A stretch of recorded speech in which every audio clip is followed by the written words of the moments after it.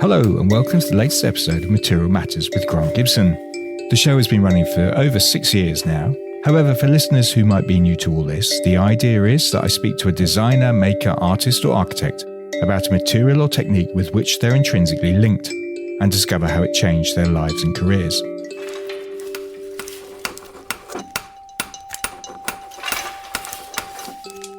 Today, I'm delighted to be talking to Dutch artist and designer Claudy Jongstra.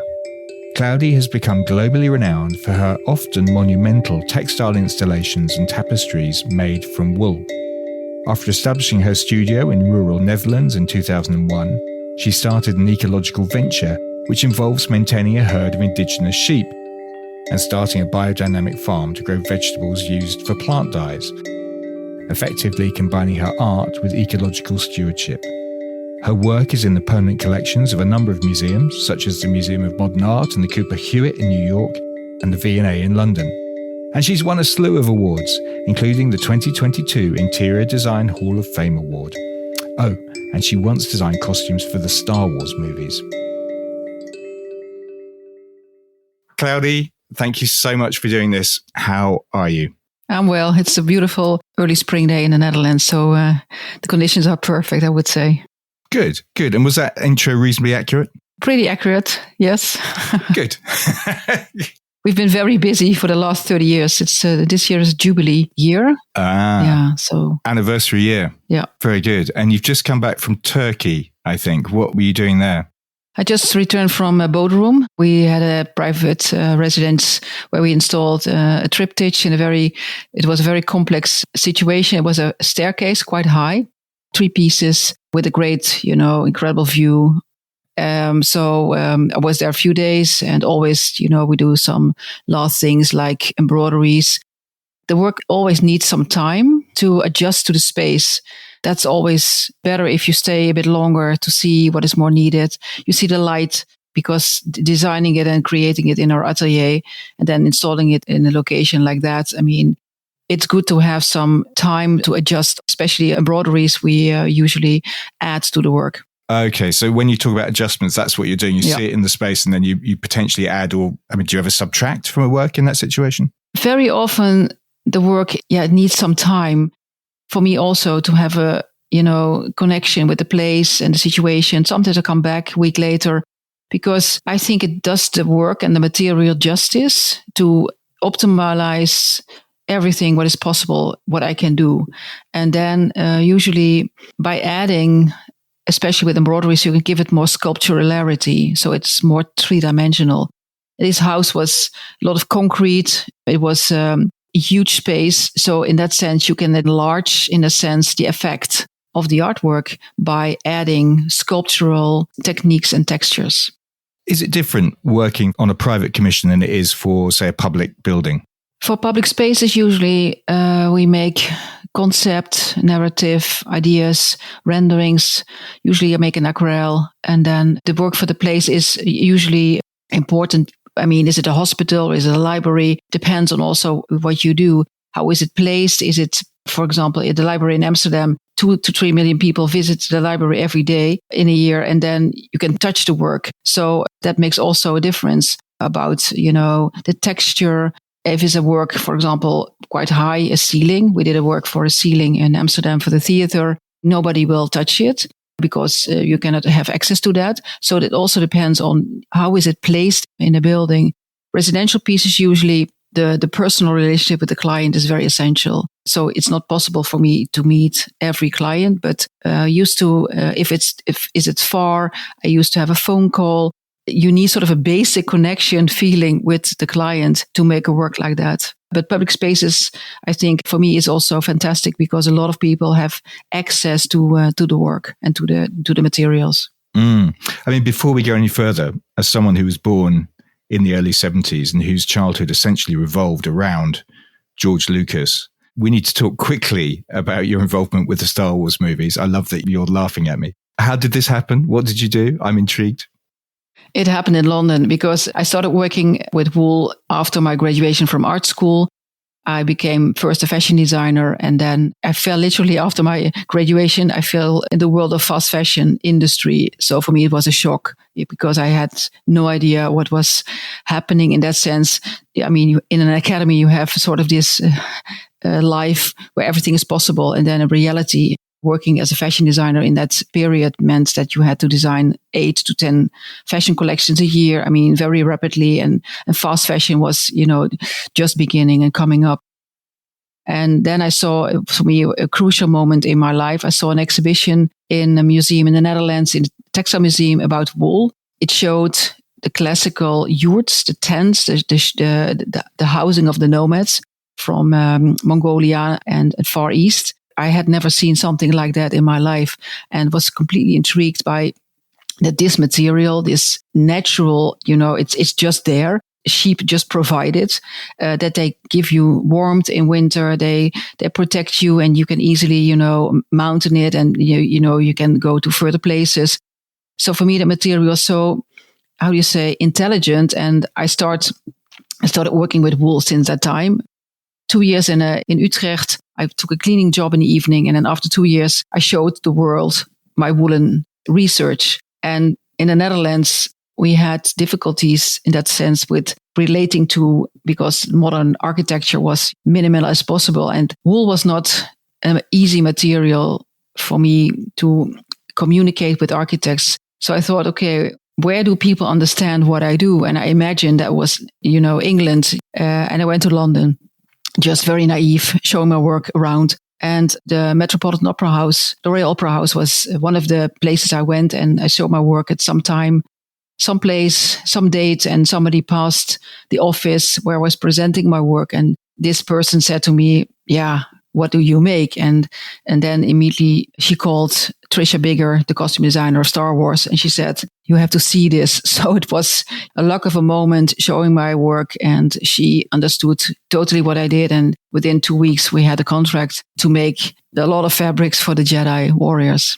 The Jedi warriors. Okay. Which makes sense with the wool. Did you have to make them quickly, or did you have time? How does the film industry work? I have no idea. Yeah, that was very interesting because I had no infrastructure of, so ever making, literally square meters. So that was the first moment also in the whole production chain that I was realizing, okay, when I design something, create something, how do you produce that? So we designed or created an infrastructure with, friends and family. Of course, it worked out. But for me, it was like an urgency. Okay, if this is happening, I have to be ready for production. That was the moment I did research in Austria, in Switzerland, finding places where we could collaborate with to make scalable woolen fabrics. It was not easy. And that's because you design something in an atelier and it has a certain appearance and tactility, but producing it, I mean, a lot of industries at the time were gone or, not operational. So that was for me a sign to start our own atelier for wool felt. Okay. Yeah, it was a necessity. And then also later I realized that was really good to have it in-house because you can respond very directly. You have no waiting list. You can immediately interact, when there is a commission, etc. Yeah. Interesting. I mean, so effectively the Jedi persuaded you to set up your own infrastructure and your own farm, which dovetails neatly with my next question, Claudy, because we have a tradition on this podcast where I ask the guests to describe where they're talking to me from. I mean, usually that's a workshop or a studio, but there's a lot going on where you are, isn't there? Maybe you can tell the listeners a little bit about your setup, which is, it's pretty unique. At the moment, I'm at the farm. We have a biodynamic farm where we grow crops for not only color, but also for food. We have a bakery with a wood oven. It's an oasis in the landscape because we have here huge diversity in plants and in varieties in horticulture. But this farm, we only had that for the last 10 years because I started working in the next village. We moved to Friesland from Amsterdam 25 years ago. Yeah. And I started my atelier for Woolfeld. There is another place next to our house, which is a dye house, residency places for students. And recently we have deconstructed and reconstructed a sort of a warehouse, completely sustainable with beautiful, well-designed interior pieces from former hotel in Amsterdam, the Lloyd Hotel, which has all the Dutch design classics. And the farm, is 5 kilometers from all of the ateliers. Okay. I mean, it's busy in the garden now. It is harvest time for some crops already, seedlings, it's very active. Okay. So 2 sites. And am I right in thinking that the farm is run by your partner, Claudy Jongstra? Yes, exactly. And was she a farmer initially, or did she have to learn how to do all this? Also, she came from a background in restoration of wood carving and gilding for museums, frames for pictures. So when we moved here, I was working with wool and, of course, the first dyes, the pigments we bought. And then also at some point we thought, it's so important to know and to understand if you work with natural pigments, where do they come from? So we started to grow in a small garden next to our house. We started to grow plants, and then, one thing came from the other. And then we designed also for schools, gardens. Everything was in sort of an organic following order, not a plan, let's do this first and then the next thing is coming. But what is needed to be in contact with the material we are working with. There's always the ground or the structure of what we do has always to do with a direct connection with the material. And I'm right in thinking you have your own well and stuff. So you have your own water supply and nearly everything you need to make what it is that you make. We are quite autarkic, autonomous operating atelier, because everything has impact on either quality or color ranges. If you work with, for example, tap water or seawater or well water, everything has impact on the quality of the color palettes. And it's very important to understand what we do. Why does it impact and what is the reason for that? And to understand, literally material literacy says or means that knowing a material very well and get in contact with it from the beginning until the end. It starts with keeping the sheep, maintaining the land, biodiversity, shearing with a lot of tender and care, no transports for the sheep because it impacts the stress factor for the sheep. So everything what we do has a lot of impact and effect. And if you know what you are doing, I didn't know anything about sheep in the beginning. If you know them very well, if you know when a lot of, economic stress is there because commercial sheep, they have to graze a certain area within a certain time. And our sheep, we work with a herd in a private resort. Where is the herd kept? It isn't by your workshops now. The herd is 45 minutes from us. Okay. When we came here, we started a herd of our own, 250 sheep, but the land is it's monoculture land. It's grassland. It's too rich. It's a lot of artificial fertilization in the land. And these sheep, they are very old. It's the oldest breed of Northern Europe. They cannot literally live on that land. We had no idea that was the case. So right. They got sick, and finding a reserve land, that's quite hard because the Netherlands is very small. We don't have so much, of that. And that meant that we had to transport them very often. So after 10 years of having this herd of 250 sheep, we tried to connect to a private herd with private land, rest for the sheep, no stress. And this is the collaboration now. Okay, so you're collaborating with a shepherd, I guess, in that case. Yeah. I saw you described in a magazine piece as a wool activist.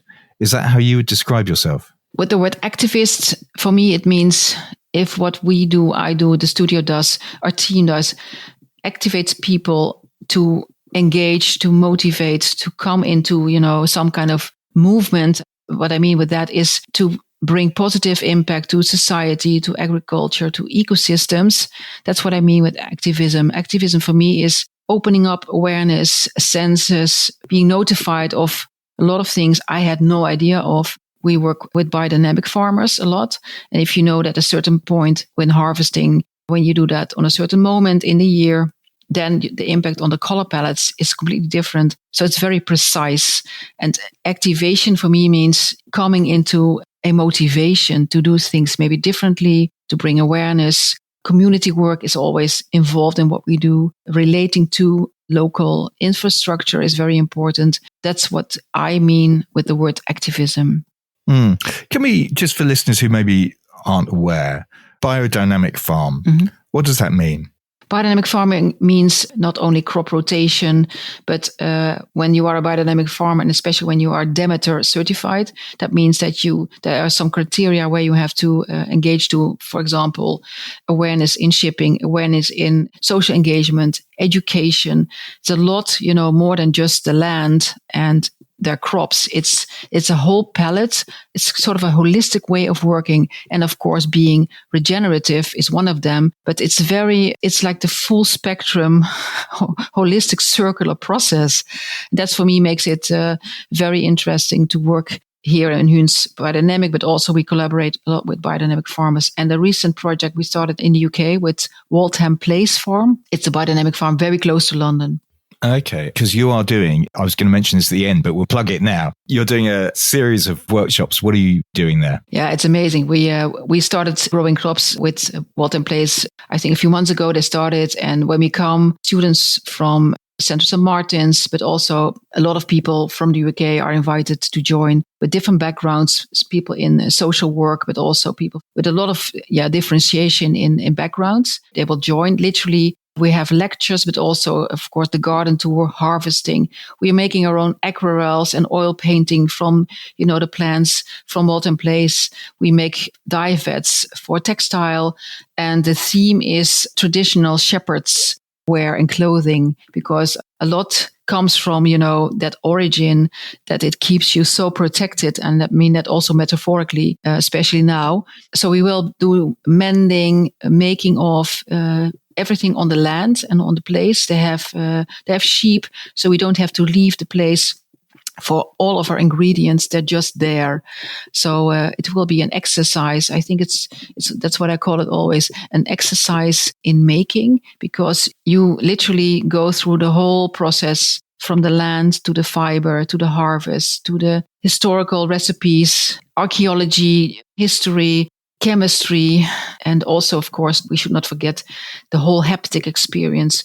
Making a thread with a wheel or a hand spindle, that's a deed of, ownership. If you can make your own thread, you can make your own sweater, you can make your own coat, you can make your own mat for interior. That's, I think, the whole idea of this 3-day course.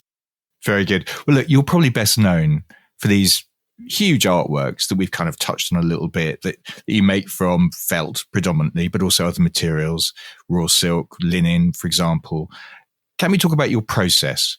Because as you've kind of alluded to, you literally go from seed to artwork. So could you give us a kind of a guide through how you make your pieces? In a sense, the materials, they dictate what to do. Of course, I make sketches and also we make renderings, but when my table is set, my atelier is set, then the material is there coming from the sheep. Then the people in the dye atelier, my team prepares the colors. Usually I'm very much connected to that whole process, to intertwine or to connect or to, give feedback or what is needed. Then there is a very essential part next to that. It's called carding. Carding means calming of the fibers. And that's a very essential part of the whole, the whole process, which means you can blend a lot of fibers together. You can make literally new colors. It's a very sensitive and subtle process. Basically combing. Yeah, it's combing. Yeah, exactly. And then you have a range. I mean, always call it the painter's palette. And you have a whole range of tones and shades never seen.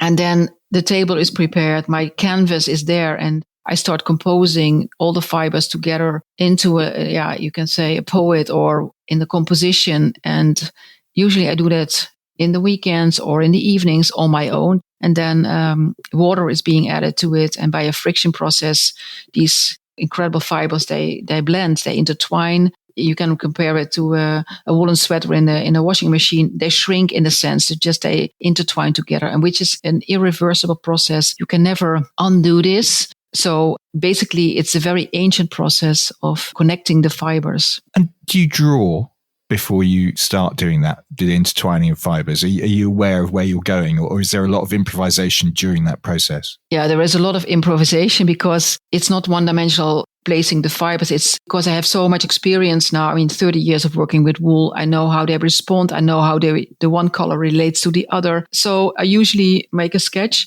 but very often also I have let myself guided by the materials, because the first works I made, because we're doing now a huge archive. All the pieces I've ever made are being archived now, and I see them back and I see the first ones were just very much expressing mastering the technique, very methodology-like. And now I see the last works, the last years, it's very freestyle because the technique is there. And then you can, you have to go through phases too as an artist, of course. How do you feel about those early works in that case? Technically, I think I very often say to my head atelier, I say to her, I would never be able to make that because you see a lot of patience and it's like very systematically these works. And later you can see, mastering the technique, then mastering the color palettes. And then now the next phase for me would be going into more sculptural works, three-dimensional. So I had to go through all these phases. But presumably also you have more people now than you did when you started. Yes. How many people do you have on the studio? Yeah, we have around 25 people in the team. It's an international team. Not everybody works either on the farm or in the ateliers, but also from places in the United States. We have an architect, technical assistant. We have an art historian. We have people for, communication, curators, because we do, especially now with the Jubilee exhibition coming up at the end of the year in the Netherlands, we have some satellite programs in different countries. Maybe also would be great to have a Jubilee exhibition in the UK. So we are curating that at the moment on every location, we have a different emphasis or theme. So it would be something, a world connecting tour, you can say.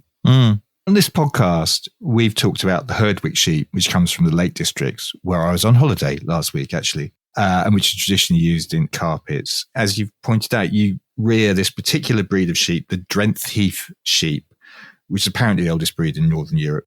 Why that particular breed? What is it about that particular wool? Yeah, it's a very specific breed because it belongs literally to the area here. It has very long hair. It's very typical. The land here used to be very harsh. It was not very fertile. And these sheep, they can endure incredible climate circumstances. So it was a sheep not kept for meat, but just for wool. And what is very dramatic now at the moment is in Europe is wool has been considered as a waste. For me, is a very difficult word, but using wool has become expensive because of our production has a lot of our production operations have gone to Asia.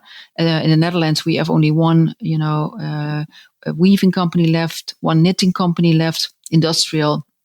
In Brussels, there is just one washing company left for wool in Europe. So the lack of industry means also that we cannot process wool anymore. So people store it, burn it, throw it away. And we are trying hard to find, new solutions for wool, for acoustics, in construction, but also starting in the Netherlands, we're starting small industries again to have locally produced designs, not only for wearables, but also for interior.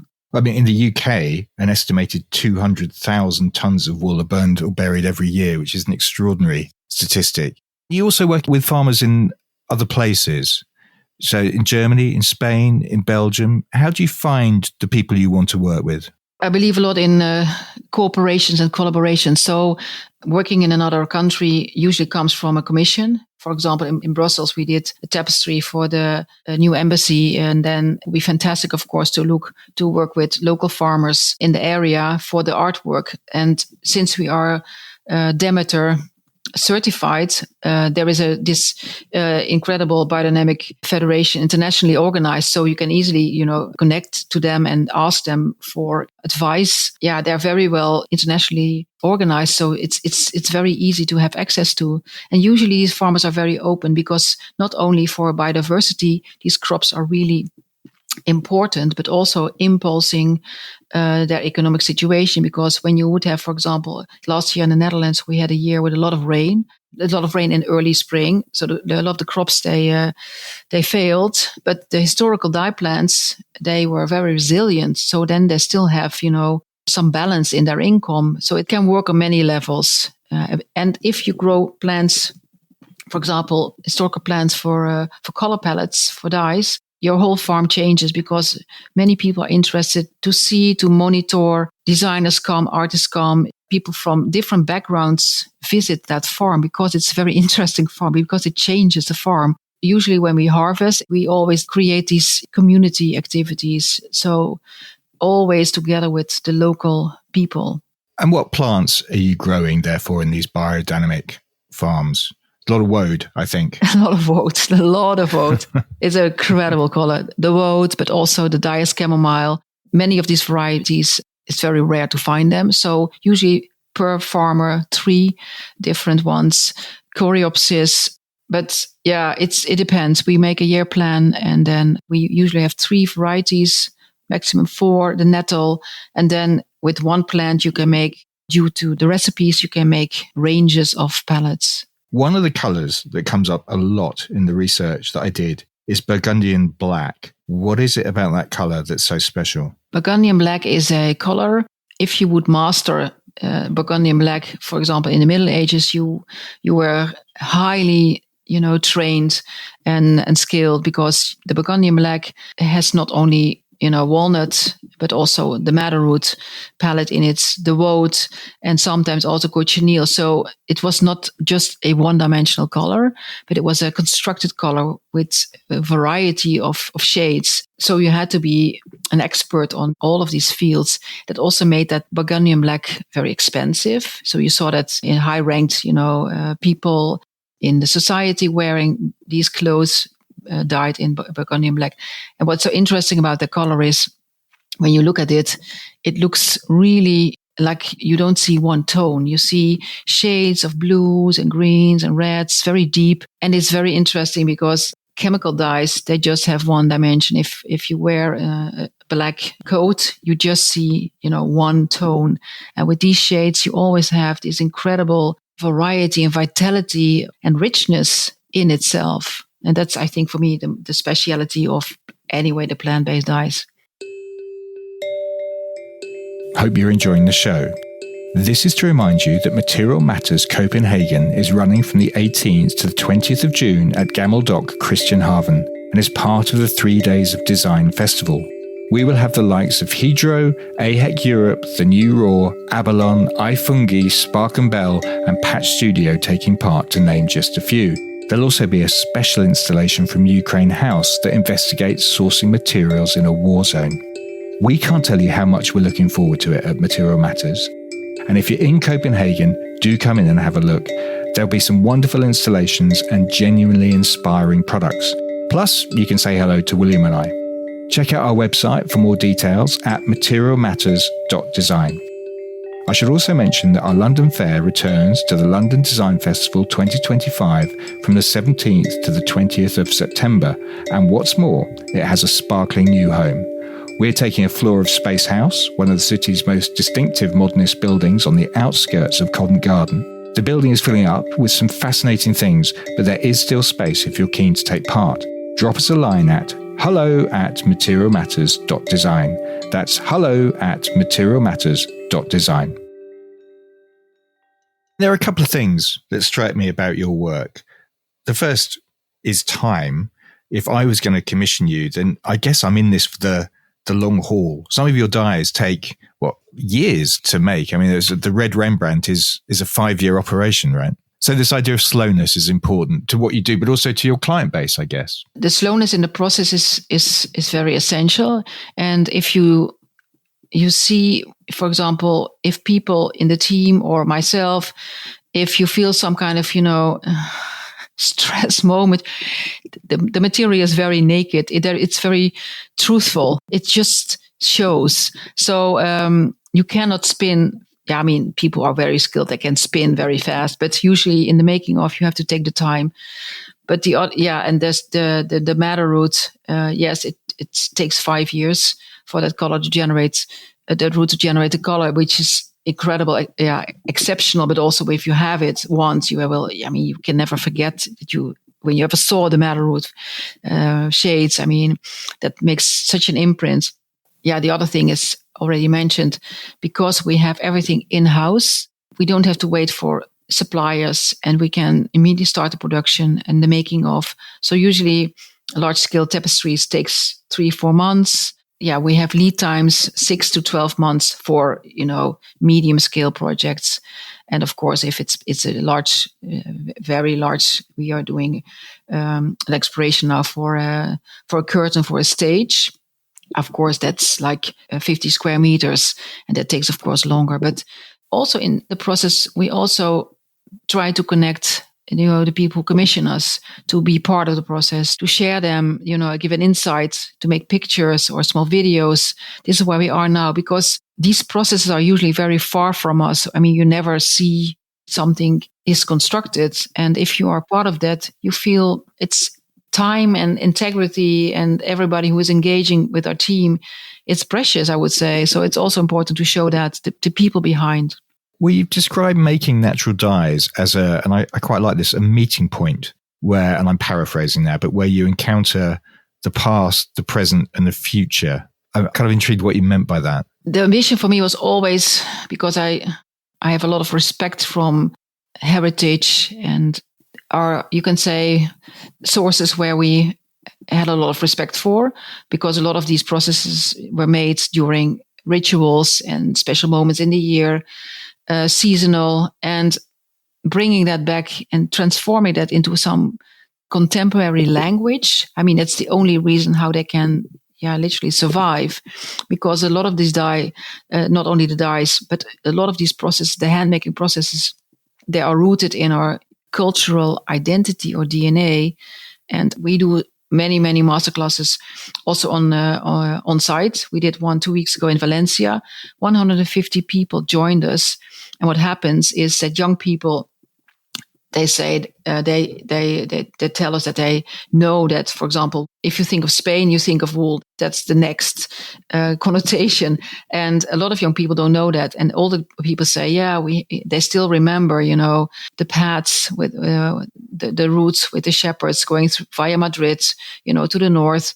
So intergenerationally, by this material, there is a connection, and people still know when they would work with wool, the impact on especially society. And that's for me very interesting. The material is just more than just the material. It's an interactive, socially, it's bonding, and goes through all the generations.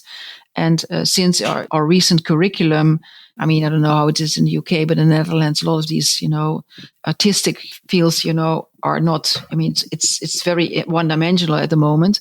It's not in our curriculum anymore. So we forget about it very easily, but also hopeful that you can bring it back very easily. It's very low the accessibility is very low. You bring a spindle and wool, and people just start making something also makes people proud and care for. Yeah. Do you think attitudes towards craft skills that you're talking about, in the 30 years you've been doing this, do you think that's changed? Have you noticed a change in generations coming through, I wonder? 30 years ago, I mean, I saw my mother behind a sewing machine, and you remember and you recollect, and you even can reproduce a lot of these techniques, not only by seeing it, but just experiencing in daily life. And I think nowadays handmade has become a highly luxury good, which is very interesting, because a shepherd could knit socks and sweaters, beautifully hand spun, and now these wearables are highly expensive. I mean, we classify them as high luxury, because for me it's very strange, because high luxury is something for me was something very accessible, and due to our educational structures. But it has to also do with the value of arts and crafts. How do we value this? I think that's the discussion we should follow. For me, it was interesting to read that in Switzerland now, going to a museum once a month is now for free and also accessible for everybody, because it has a big impact on not only mental health, but going to a museum means opening up your senses, awareness, critical thinking, reflecting. That has impact on how you feel. So I think if we balance a bit more towards this, I mean, in the UK you have, I think, free accessibility for museums for everybody. To many. I mean, a lot of our regional museums are really struggling at the moment, has to be said. But the big ones, you can see lots of stuff for free, certainly. Having free access to this is fantastic, of course. It's a good thing. It's a good thing, yes. And that craft and wellness is something we could spend a lot of time talking about. But I'm keen to talk about you more. And because the other thing I was thinking about, I mean, time is one element of your work, but scale and this ability or desire to work on big things. Was that always an ambition? Not particularly the ambition, but for me, I found it very hard to see my work, working with wool, to do justice to wool. I would say it needs some space, it needs some landscape, it needs some monumentality. Because if you go to, the scale of a cushion I can make a beautiful bed throw. I mean, that's of course possible, but giving it scale, there is something about the monumentality, and that you can literally feel when you walk, past a wall, you can touch it. It has I think, a huge impact on a sphere, on a place, on a space. It changes a whole environment when you have tapestries placed in a room. Quite a number of your commissions come from the US of A. Is there a particular reason for that? The reason, I think, is because a lot of the commissions come via donations. So there is usually a family donating a wall to an institution. So that's a different organization. I mean, we don't know that so well in the Netherlands that you have mecenas, donating the work. That's one reason, I think. But also, when I start showing my work in Italy during the Salone del Mobile, very famous design fair, a lot of Americans came and they appreciate the arts and crafts. That's something very highly appreciated. And also, finding people. I mean, it's all about generosity and belief of people in what you do. I mean, I remember I went to New York, in the same, optimistic sphere that I went to London when I showed my work for the first time. I just tried to find people who I thought who could understand what I do. So always finding people who appreciate your work and respecting the material. So I just went and just visited 5 architects with a good resume. And at one point, they called me back in 2 years and they said, yes, we will have a commission. So very open community, very open to new things and seeing possibilities, thinking with you, making it possible. I think that helps a lot. Where did you find inspiration for your pieces? I mean, nature obviously has inspired you, but you also have been taking sources such as Picasso. You did a piece that took its cues from Guernica, and you've done pieces that were inspired by the Bloomsbury Group and the Omega Workshop in the past. Many things make me very happy and inspirational. I was just doing this weekend the research on traditional clothes for shepherds. I love, very often go back to traditional techniques, not only in clothing, but also in architecture. I love objects. I love ceramics. I try to see exhibitions as much as possible. But in fact, I live in a very rural, environment, so not a lot of distraction. So I can focus also a lot in reading and reflecting. But my main passion is cooking. Oh, right. Interesting. What kind of things do you cook? A lot comes, of course, from the garden. I cook not with a plan. I look around and see what there is. So it's very, very seasonal. It's usually hyper fresh because it's just picked that day. We have now an aga. I think you know it very well. I love it because the sensation of everything is in it. So it's an exploration and explosion of senses on many, many levels. So for me, it's also a way to digest the day, the week experiences. So I love to be in the kitchen for 2-3 hours a day. And do you see a relationship between cooking completely and your work? It's in the same language. I mean, you have to be flexible. You have to interact. You have to respond to what you have. Be very open. It's the same. These are all the same processes with attention and care. Be very awake, and it has a lot of similarities, I would say. And can we talk a bit about your background, Claudy? What did your your parents do? Were they creative? No, my father was an engineer, and my mother was at home, but she was all about cooking and making and conserving. She came from a farm, so I think I had a bit of this. My father was always very mathematically, and he was very concentrated. He did a lot of social work, and my mother she loved textiles and she loved to make things for us. So I think the combination of both is very visible in what I do. I think my mother, she just, she opened my senses towards tactility, and I love the processes during the season. In wintertime, that you conserve for the rest of the year, that you learn by doing, and it was always around me. And what were you like at school? I was sort of a rebel because I was very conservative, small village, Catholic village where I lived. So the church was dominating everything what we did everywhere in the school. I mean, in daily life, it was very present, but it was very interesting. There was a monastery very close to us, and we went there. Franciscan monks lived there. For me, it was very intriguing. So this life within this monastery, completely autarkic, mysterious slowness and pace, and I think it inspired me a lot. We went there, I think, two to three times a week. I think my parents loved the silence and the contemplation. So I think when I see where I live and work now, it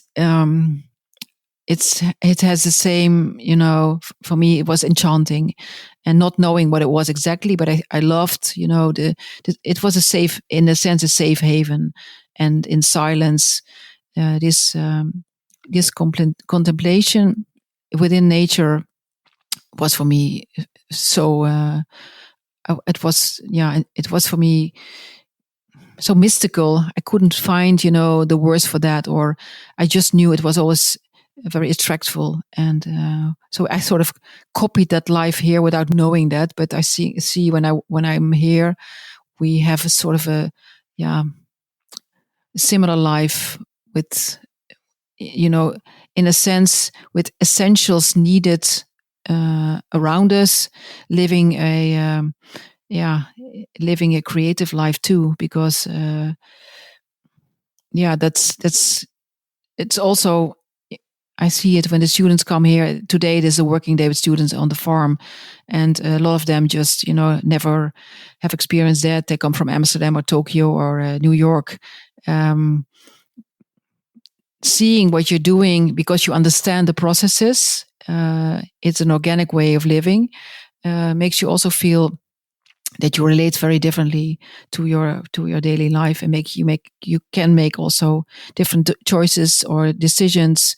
I mean, some people come here, they do sustainable design. I mean, what does that mean? And if you're here and you see the time and the connection with all these sources directly, it impacts in how you relate to your to what you do, and take responsibility in your work in a different way, I would say.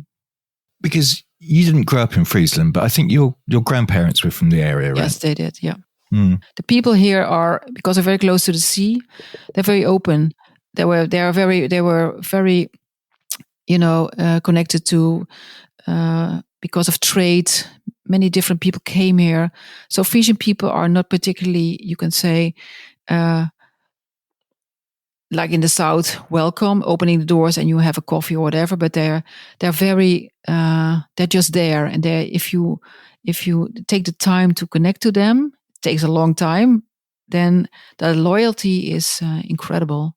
Yeah. So it was for us always good to be here. And as a child, when did your interest in fashion start? Because that's what you studied initially, wasn't it? Utrecht School of the Arts. I always loved to make my own clothes, and then for me it was either going to art school, fashion, or I was also interested to become, to do a law school, to do justice for some reason. Okay. So if we spoke about this with our family just yesterday, I think it's in my work. I think it comes together now, because what I try to do is to do justice to society and to earth qualities.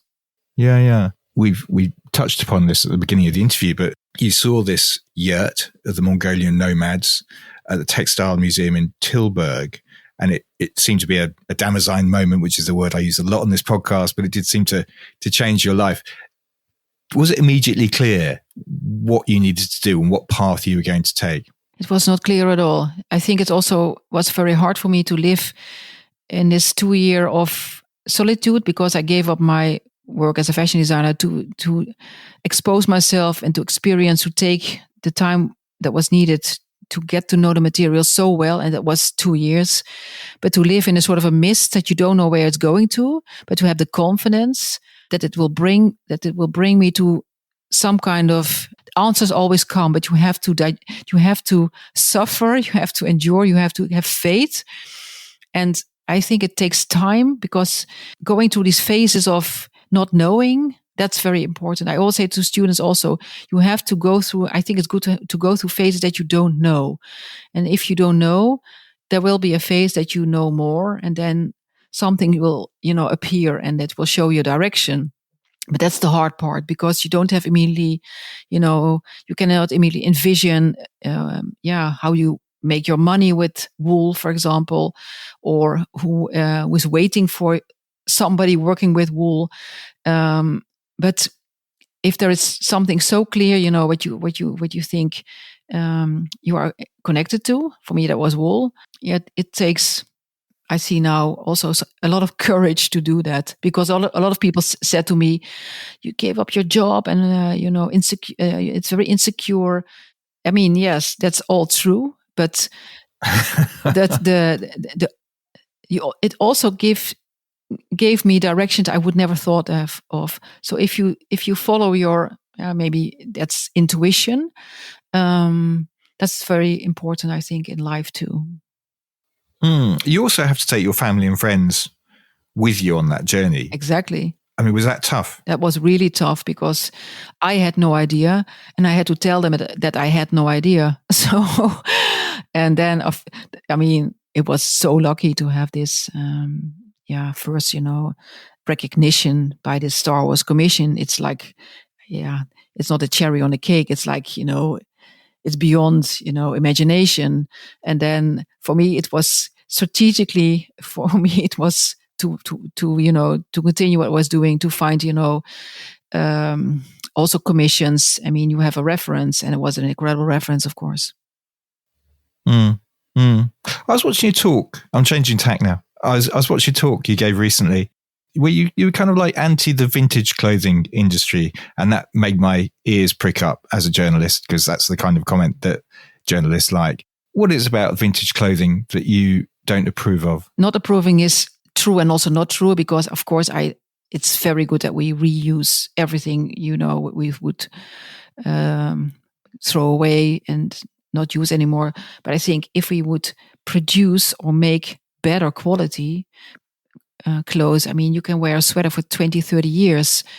So now we're bulking. I don't know how it's in the UK, but in the Netherlands, we have so many secondhand stores, which is fantastic. But the quality is in production is not getting better. So I think if we would produce clothes, for example, from literally not only wool, but we are growing flax here in the north, materials who belong here, and add to soil and not take from soil and society.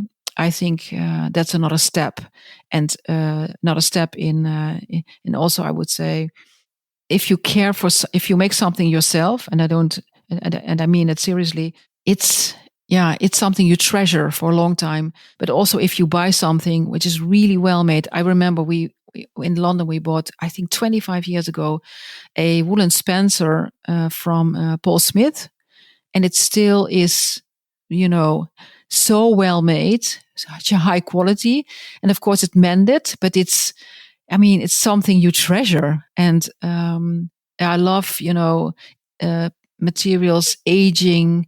You see them aging, and a lot of these, secondhand. I mean, because everything is so rapidly produced with such a low quality, and I think for me that you don't feel this, the soullessness of it. That's painful.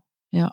Should we discuss where you are now? Because we've talked about making your art pieces, and we've discovered that education is an important part of what you do, and you have students, scientists, and farmers coming into the studio to learn and experiment. I was in Milan recently. I met your son, Jesk, at a rather wonderful installation of Dutch design called Roots. You had a piece of your own there, but he was telling me about the Loads collection that the pair of you are working on. So what are you doing together? We've been thinking, of course, the studio now has its 30-year jubilee this year, and how does the studio, what is the second life of what we have been, working on, Claudia and me, and also how can we scale impact? How can we have more, awareness on what we do? And Yes came up with the idea, if we make, scalable design and not depending on my handwriting, Claudia's handwriting, the artist, which I think is also very important. I mean, it should be good that I'm not, I should be able to step out and that something will be left behind. And then we came on the idea of, sort of scalable design. We can ask designers, artists, but also architects. In this case, it was a furniture piece to design. Loads collection means literally a collective of people and producers and makers. And then it's not one of a kind. It's a series of pieces in clothing, but also especially in the interior. We can scale, and then if we scale, I mean the impact on agriculture scales, the impact on social enterprises scales. So more visibility for a different direction. This is what Loads collection is about. So we started working in fashion, but it was quite difficult. And now, because I think one of a kind pieces or in small series, it's not handmade, but it's produced in the Netherlands. So the wages are more expensive than, of course, somewhere else. So if we are pioneering with fashion, but interior is more accessible. We work a lot in restaurants with edible dyes. A small series of curtains, cushions, very helping identities and profiling restaurants in a certain direction, especially with the biodynamics. So that works much better. And are these pieces all wool from your herd, or where does the materials come from? We have local wool from our herd, but we have also cotton we use from an incredible corporation. It's called Sekem in Egypt. They have an incredible biodynamic corporation. We have, of course, the farmers in Europe producing the plants. So it's a collective, you can say. Yeah. So you're working with your partner and your son. Yeah. It's like a proper family business you've got going on. Was also not planned, but But Jesk is doing business administration at the moment because he wants to know really well how does the business work, because we see a lot of startups and businesses having incredible ideas, but it's all about the potentials are fantastic and really there, but how do they survive, and how is it financially possible? It's a new direction, it's a different direction, it's an alternative direction. It's I think a very ethical reply and answer to what we're producing. So we also try to be fair and open and transparent how we work, and also help and be a guidance also for other new and young initiatives. As the Roots manifestation, you saw it. It's very hopeful, but it's always about durability and scale. How does it work for the future?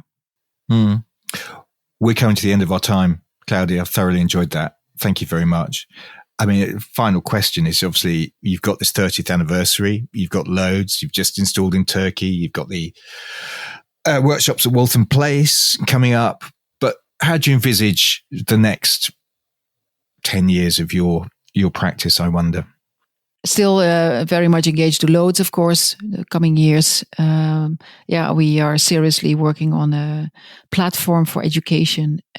Also, at the end of the year, when we have the Jubilee exhibition, it will be a foundation. Also, this is important to us because part of the legacy is also in education. So it will be an online platform, but also will be physical, many varieties, talks and podcasts to be open and transparent and to share the knowledge we have experienced for the last 30 years and to be able to engage to a lot of young people, but also everybody who is interested, universities, to be part of this exercise in the making of. Well, that's a lovely, lovely way to finish. Preserving skills, preserving knowledge is a lovely, lovely thing. Claudy, thank you so much for your time. Thoroughly enjoyed that.